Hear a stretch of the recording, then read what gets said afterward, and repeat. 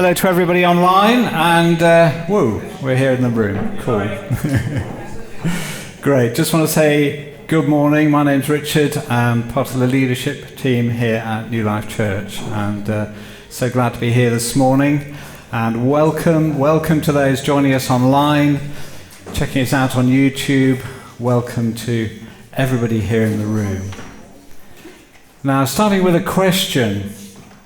Have you ever felt misunderstood? I'm sure we could all put our hands up to that. It's the email that comes in, isn't it? Man, how could they say that? It's the message on your phone. Well, sometimes you ring that doorbell and you go open the door and you see the look on their face. You think, where's that come from? It's painful when we're misunderstood. And it's painful because being misunderstood is when people see our actions, but they misread our intention. They see what we do, but they don't get what we're about. And it's like a heart thing. And that's why it hurts when we're misunderstood. It's not just a sort of factual thing. It's about me. They don't get me. Couldn't they see I didn't mean that? Man, I thought they knew me. Being misunderstood is painful. It's a human experience, isn't it? It's part of our lives. And I'm sure it's something all of us must have encountered. And I hope this isn't you, but for some people, they've always felt misunderstood. It's not a day gone by when they've not been got. They've not been understood. And that's a painful thing. And if that's you, we want to say this is a place for people who feel misunderstood. This is a place for you. And the reason is that the God that we worship and serve is a God who has always been misunderstood. Right from the very get-go, right at the beginning, God had a heart of hospitality. He made a place. Creation itself was birthed out of God's heart for hospitality. He made the heavens and the earth. He made a place for human beings, all the beauty of the world around us. And he says, it's yours. And then we say, well, I'm not sure really. Maybe not. And right from the get-go, we think as mankind that God is out to get us, not out to love us. And something of that heritage comes down through the years and through the generations. We believe that God is out to get us, not to love us, not to be like, I don't know if you heard James's talk about the lost son a couple of weeks back, about the father waiting for the lost son to come home. That's what God is like. God hasn't changed, but somehow we saw his actions and we totally misread his intention.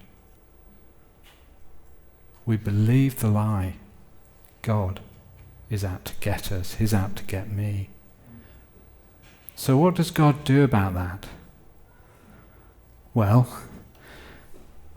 he goes with hospitality. He carries on being the same God he has always been. Hospitality may sound a weird thing. We think of Wimbledon and corporate hospitality and cricket matches and all that sort of stuff, but there's something foundational about the way God is, and the idea of hospitality is woven in to the very substance of who God is. So what is hospitality? Well, here's a definition, a little bit wordy, but hospitality is an offer to identify with outsiders and treat them as insiders. That's absolutely our heart as a church, but it's the heart of God. He's always reaching out to people on the outside and treating them like people on the inside. Hospitality is extending privilege across difference. I mean, that sounds a bit sort of academic, doesn't it, really? There's probably a better way of putting it. So that's a better way of putting it, isn't it? Do you speak Spanish? I don't speak Spanish. I'll have a go. Mi casa es su casa. Is that Spanish? I don't know. That's probably Italian or something. Mi casa es su casa. What does that mean? That means my house, mi casa, is su casa, is your house. That is God's eternal message to mankind. My house, it's your house. And that you're there, that su casa, it's not the sort of in-crowd family type of person I know and I love, my family sort of you. It's the stranger you. Everybody you. God says to us, says to you, if you're feeling misunderstood, he knows what it feels like. And he's saying to you, mi casa? I mean, he doesn't speak Spanish. Well, he probably does speak Spanish, doesn't he? But he says, my house is your house. Do you get that? It's not the church's house, this house. It's not the church's house. It's your house. Letchworth, it's your house. We need to hear that as individuals and as a church. So, if that is God's heart of hospitality, how has this come? What has happened to this over the course of history? Well, we see it right the way from the beginning, and he homes in on a particular person, a guy called Abraham, and he builds relationship with him. Relationship of trust is established, and he does things to that man who he has to step out in faith and trust the one who is speaking to him, and his family that follows, and that family becomes a community, and that community becomes a nation. And God says, I will come and dwell with you. And he does, and they make him a house, well, a tent. And he walks with them. And he's saying like this to them, really, my house will be your house. He's with them, it's not quite fully there yet. And they get into the promised land, and they get to the city of Jerusalem, and they make a temple, and that is a house for God, and his heart is always reaching out to the person on the outside to treat them as someone on the inside.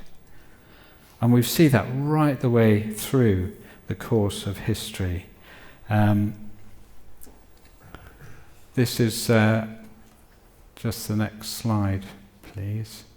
This is one of the rules God gave to that nation, those people. He said, this is how I want you to be.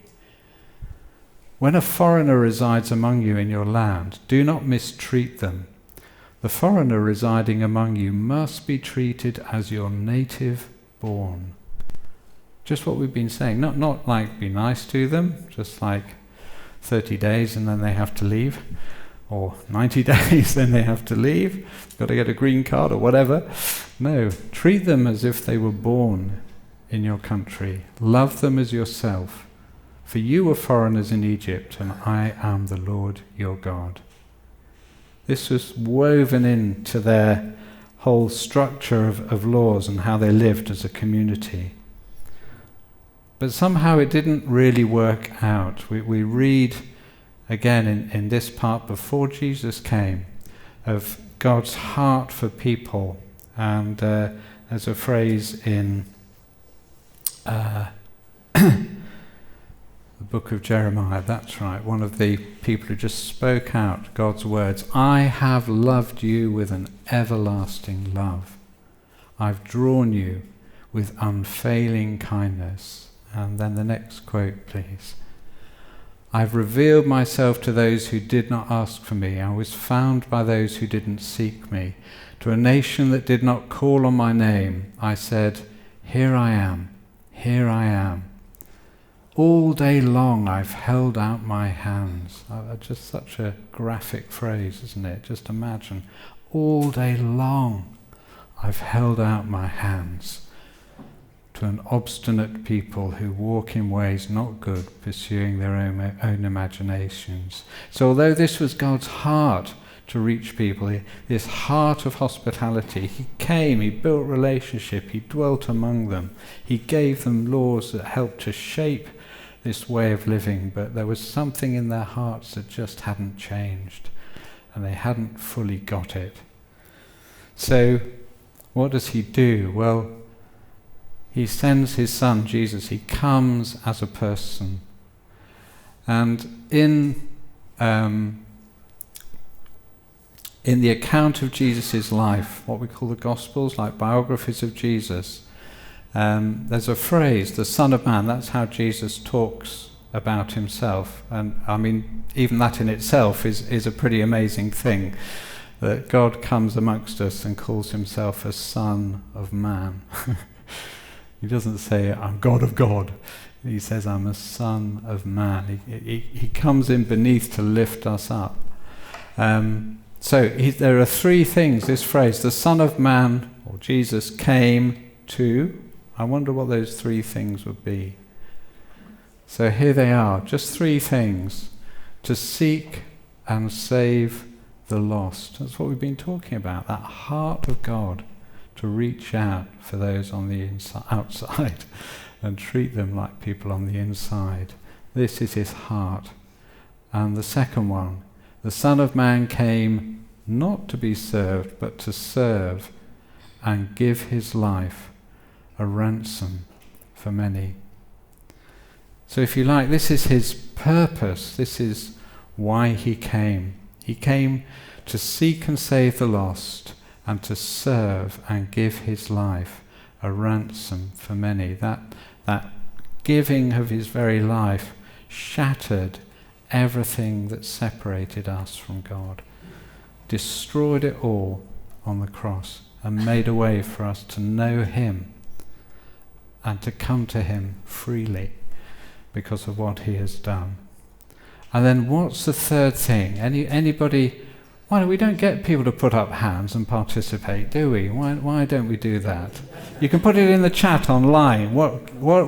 Let's have. It's a bit like the leadership contest. You know, what's whose votes are for what? What do you think the third one might be? Anybody?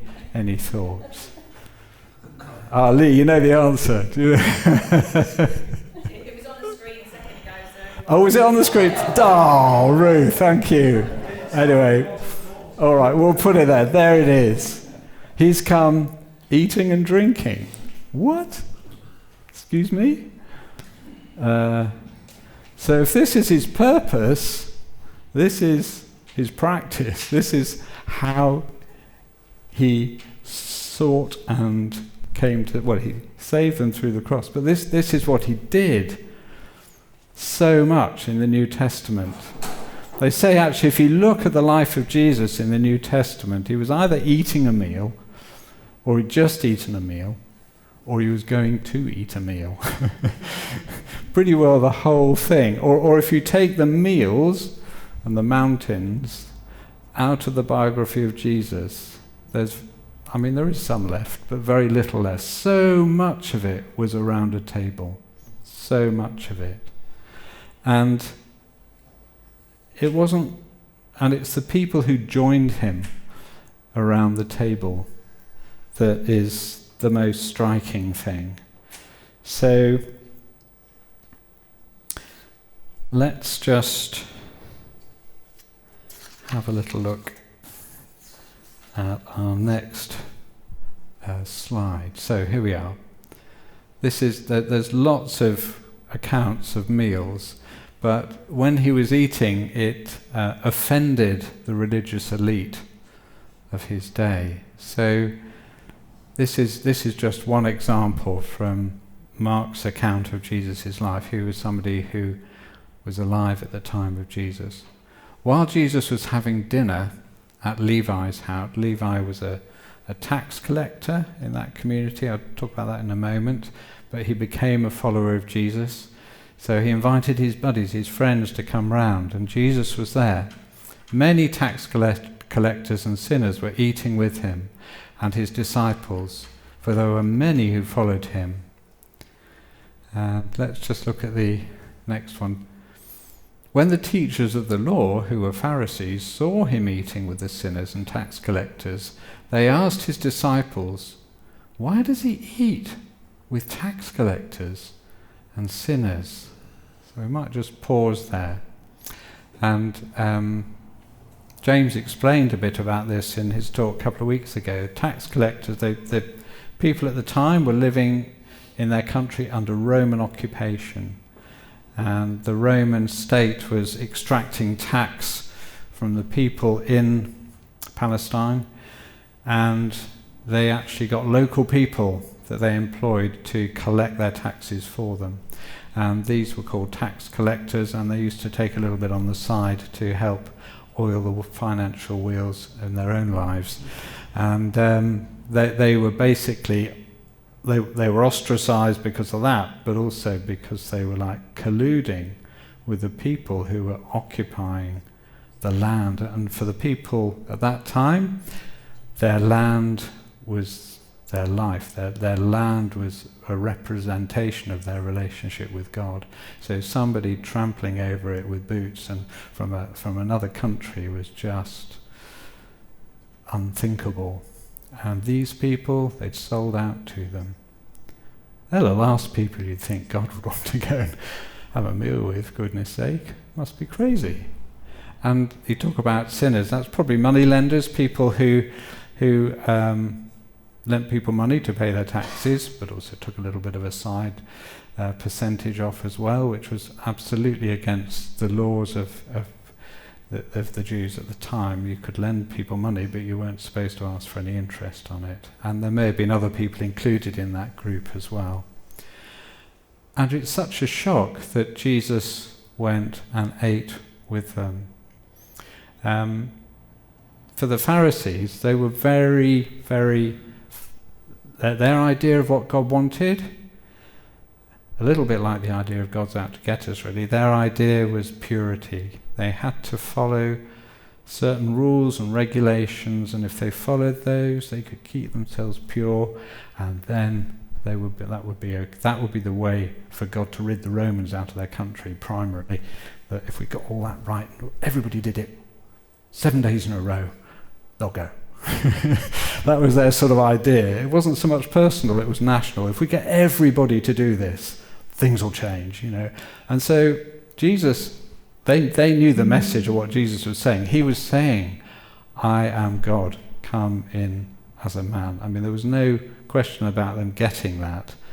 But then what he did was just unthinkable to them. For them, even going on the same side of a road as a tax collector or a sinner would be a bad idea. Even accidentally touching them would be an appalling thing. But to sit down and have dinner would be just crazy. And the reason for that, as you may know, is the idea of table fellowship or table friendship. When you invited somebody round to have a meal, it wasn't all about friendship, really, and it wasn't about the food.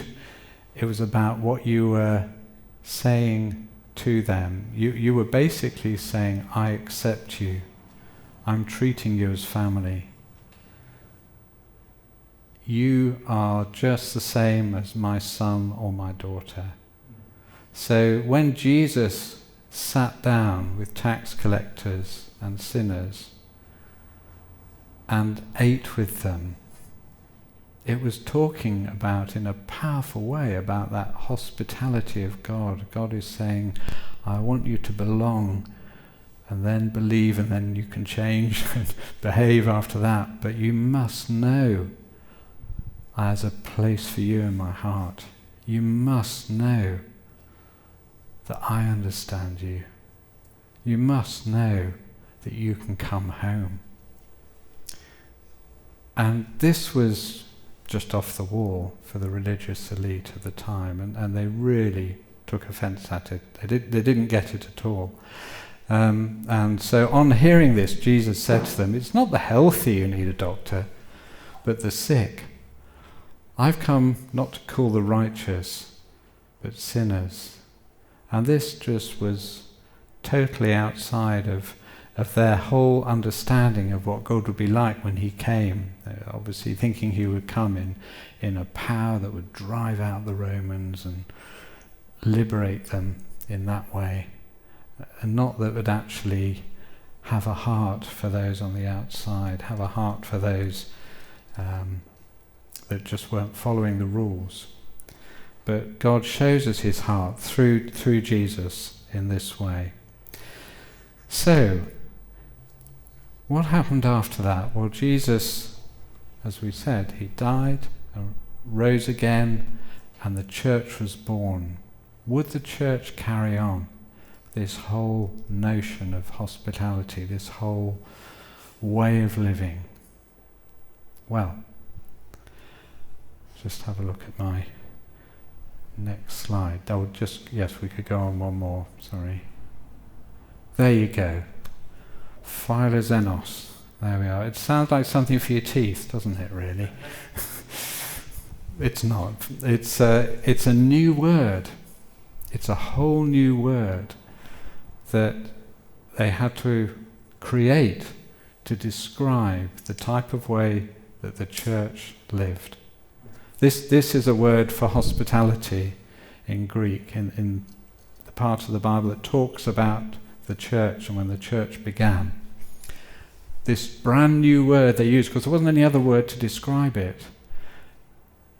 What does it mean? Well, should we do that again?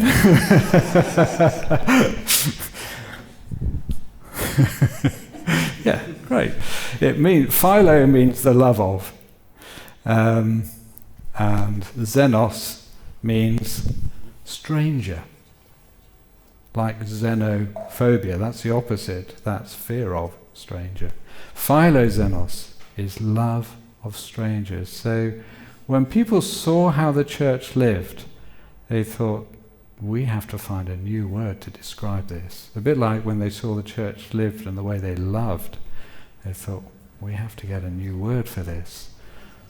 Agape, this self-giving love. Well, this was lived out in their family lives, this mi casa, you casa, su casa, my house is your house type of living. Oh, there you go. Was what characterized the early church and was radically different. Hospitality, we've talked a bit about it as regards the Pharisees and then taking offense, but in Roman society, which obviously was culturally the context for the early church, hospitality was all about improving your status and getting a few notches up the social ladder. So you'd invite people around for a meal because that could get you somewhere. You know, they knew somebody, so would you like to come around for a meal? And it was an idea of getting up the social pecking order. So that was the whole purpose of hospitality. There wouldn't really be any other purpose. What's the point of having people around otherwise, you know? And these people had strangers around? You don't even know who they are. I mean, what's going on? This is dramatic change of heart of the community. Community that God's heart. His heart reaching out, like we read earlier, to treat outsiders like insiders.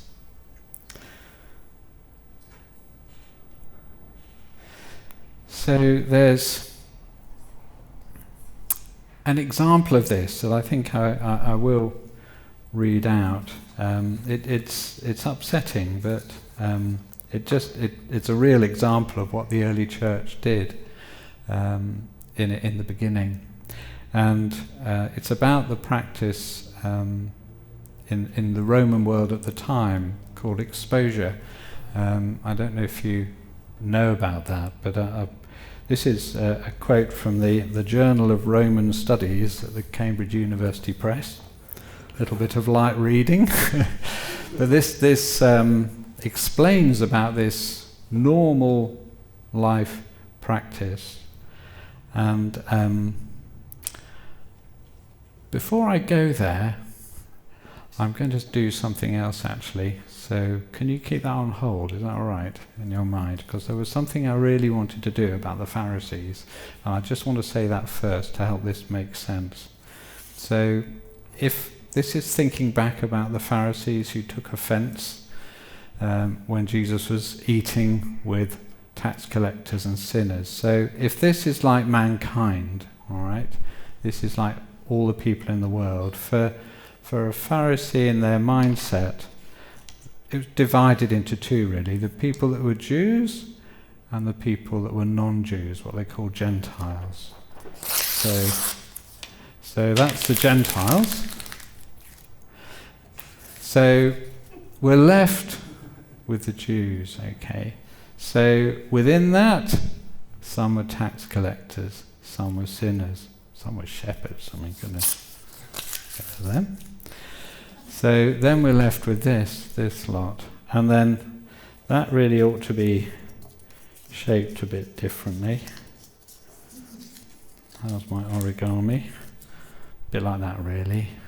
So you've got, I don't know if you can see that, you've got the chief priest here, and then you've got the people below him and the people below him, and that was like the purity of society, if you like. And if you were going to mix with people, better be in this lot. And the higher up on this point you go, the better it is. Well, it wasn't that different for the Romans as well in terms of their social standing. But the shock from the early church was that they actually went and unraveled this bit, and they asked these people into their lives. So this stranger wasn't necessarily strangers that you would like want from a cultural sense in your life. These were anybody come in. And that just gives a bit of context to this thing about exposure. So I'm going to read,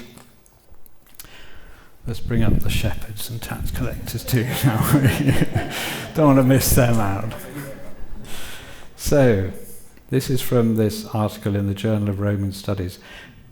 The exposure of infants, very often, but by no means always resulted in death, was widespread in many parts of the Roman Empire. This treatment was inflicted on large numbers of children whose physical viability and legitimacy were not in doubt. It was much the commonest, though not the only way in which infants were killed, and in many, perhaps most regions, it was a familiar phenomenon. While there was some disapproval of child exposure, it was widely accepted as unavoidable. And one of the most amazing things about the early church is when they saw that going on, it's probably off the camera, but when they saw that going on here, what do? Do they say, that's awful, don't want to get involved in that? Do they say, well, there's nothing much we can do about that, is there? But they did. They turned the world upside down. These kids, I'm sorry, it's very emotive, and I don't want to, but they were put on the dung heap or the garbage heap, and the Christians would go and find them, and they bring them home, and they would say to them, "Mi casa is su casa." My home, it's your home. And they brought them up as their kids. Not easy. Not easy culturally, not easy economically, socially. But they did. What a cost, what a thing to do. Just imagine that. But it turned the world upside down, and eventually when Constantine became emperor, around about 300, well, he became emperor earlier, but this was overturned and became illegal. around about 370 AD. But that was a powerful thing that the early church did. This Philo Zenos, this love of a stranger. It was very practical and very powerful. So we're going to see a quick video now.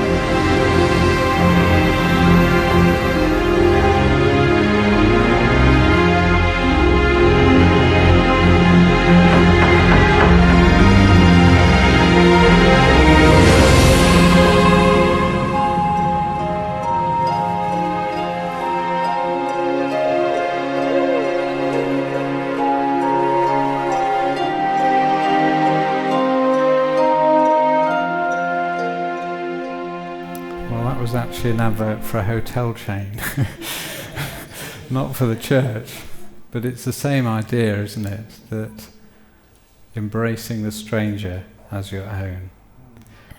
And the thing about hospitality, and obviously in that example there's no question about it, hospitality costs. We've had our son, daughter-in-law and two granddaughters living with us for the last year, and this is, they're obviously family, but if we can put up the next slide, lovely. But there's an accommodation. I don't mean like accommodation. I mean you have to accommodate. Accommodate means to change to fit, and there has to be a change to fit. So what do we do? Did we make the lawn neatly mowed and keep all our sort of heavyweight tomes around? No, we went to Letchworth Library, got some appropriate kids' books, got a trampoline, put that in the garden, made space for their things. And you have to make a change to be hospitable. Or say you're inviting somebody around for a meal and you're absolutely lifelong committed carnivores and you know that they're a vegetarian. What do?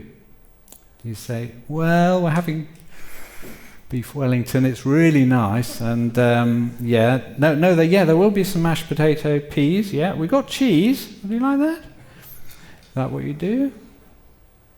That's not really accommodating, is it? What you do is, that halloumi and roasted vegetable bake. Did you see that recipe on BBC Food? We should try that, shouldn't we? Why don't we do that? I love it. Yeah, let's do that. And basically, if you're going to show hospitality, these are the 3 A's of hospitality. The first one is for the host. And to be I should be able to say that word, shouldn't I?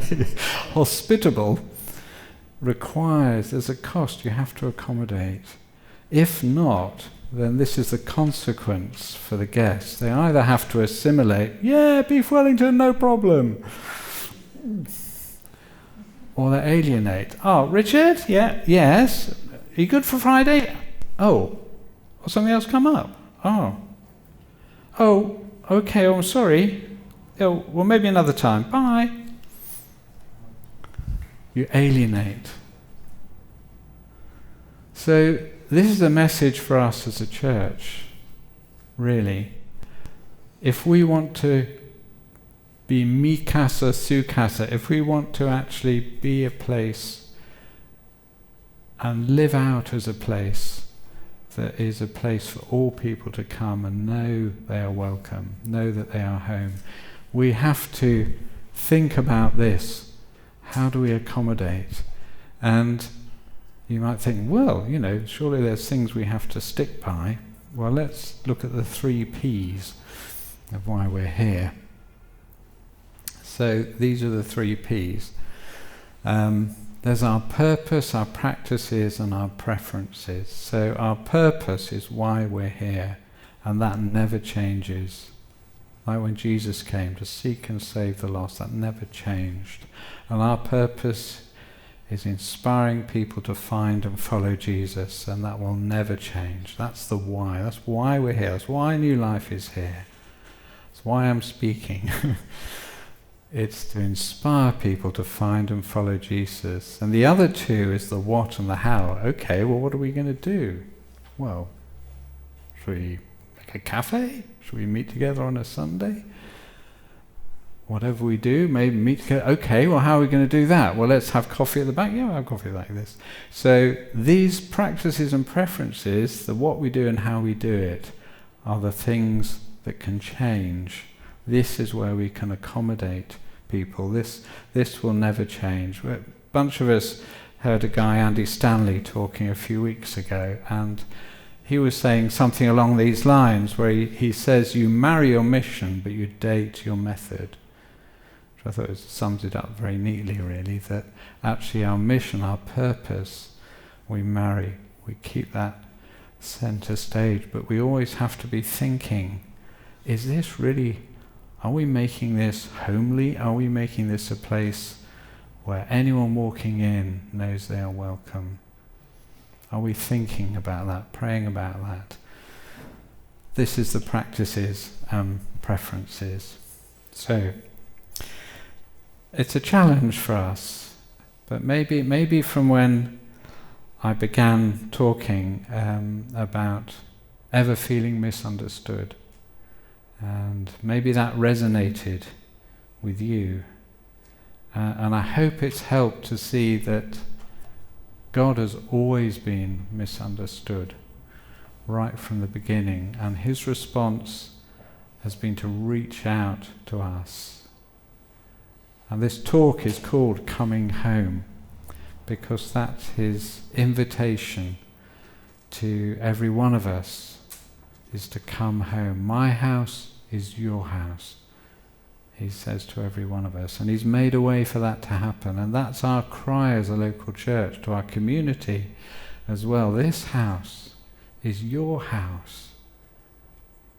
Don't feel barred at the door. It's your house. You are welcome here. I think I'm probably going to draw stumps there, actually. So let's just pray, shall we?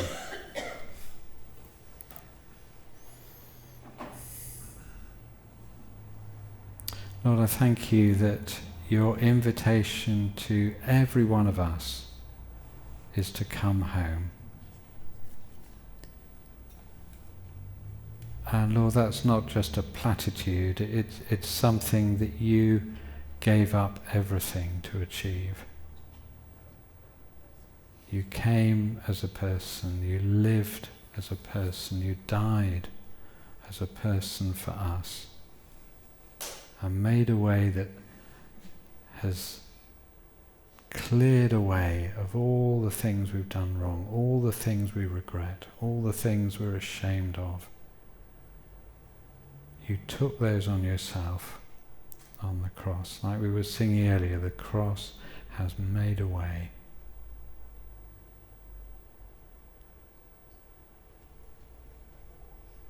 And if that's you and you're listening, there is a way for you. Just reach out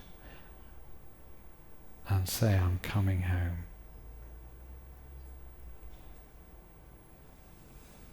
And for us as your people, Lord, I pray you'd shape our hearts. Use everything we have to make this a place where the stranger knows they're at home. In Jesus' name, amen. Cool.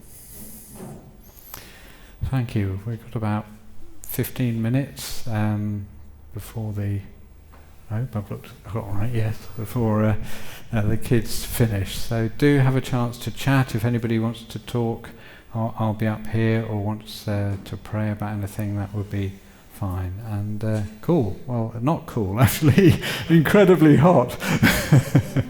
But yeah, have a good rest of your day. And grab a coffee.